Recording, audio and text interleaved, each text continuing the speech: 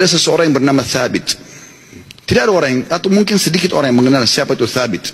Kali ini Anda akan dengar di khutbah Jumat ini siapa orang ini. Thabit rahimahullah seorang yang sederhana di kota Kufa di Irak dan tidak terlalu dikenal pada saat itu.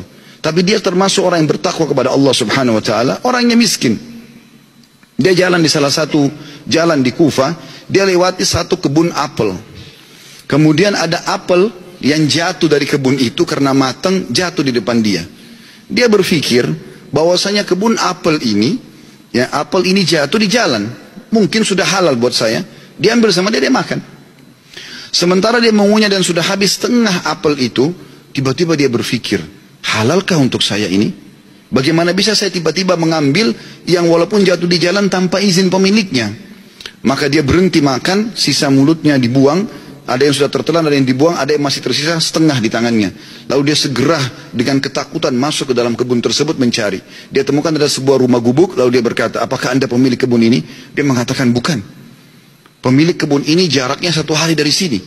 Kata orang penjaga kebunnya, kenapa? Dia bilang, saya tadi mendapatkan apel jatuh di sini, kemudian saya makan setengahnya. Saya pikir karena jatuh di jalan, mungkin halal buat saya. Tapi tiba-tiba saya ketakutan sekali. Takut Allah hisab dengan apel ini.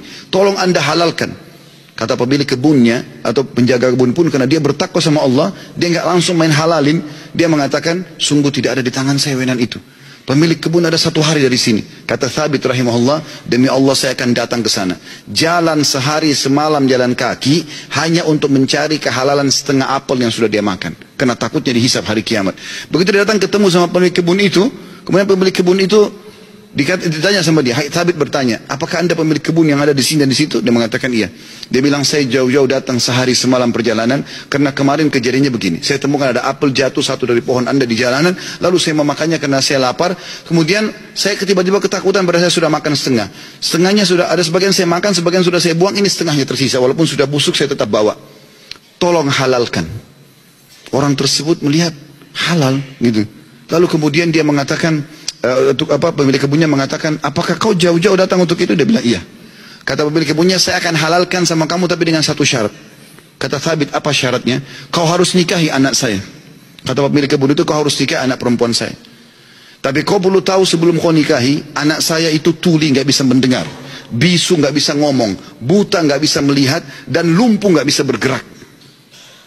Kata Thabit rahimahullah, dalam kisah ini saya pun berpikir pada saat itu, kalau memang untuk menghalalkan setengah apel yang saya makan dan saya lepas hisab hari kiamat dengan cara menikahi wanita yang buta, tuli, ya, bisu, juga lumpuh ini, maka saya akan melakukannya.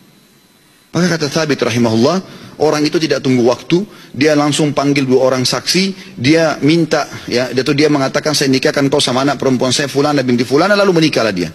Kata Thabit, lalu saya disuruh masuk ke ruangan untuk bertemu dengan istri saya.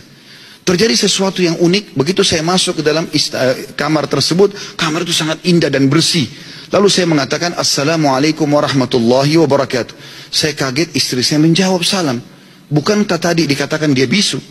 Kemudian saya mendekati dia, kemudian saya mengulurkan tangan saya, dia mengulurkan tangannya untuk menjamah tangan saya. Bukankah tadi ayahnya mengatakan dia adalah orang yang lumpuh? Kemudian pada saat saya salam, dia menjawab, berarti dia mendengarnya, berarti dia bukan tuli.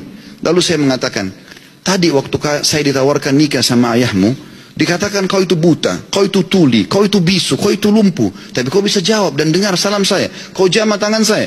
Bagaimana penjelasannya? Kata perempuan tersebut, benar perkataan ayah saya.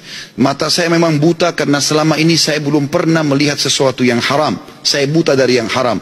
Telinga saya tuli dari sesuatu yang haram, karena sampai detik ini belum pernah telinga saya dengar yang haram. Lisan saya bisu dari sesuatu yang haram, karena tidak pernah saya ucapkan kecuali yang halal atau yang boleh saja. Dan tubuh saya tidak pernah tersentuh kecuali yang halal.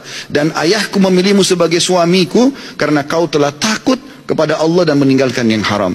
Apa yang terjadi teman-teman? Kata Thabit, saya pada saat membuka tirai penutup wajah perempuan tersebut, saya temukan perempuan itu orang yang paling cantik, orang yang paling salihah, bahkan menghafal kitabullah.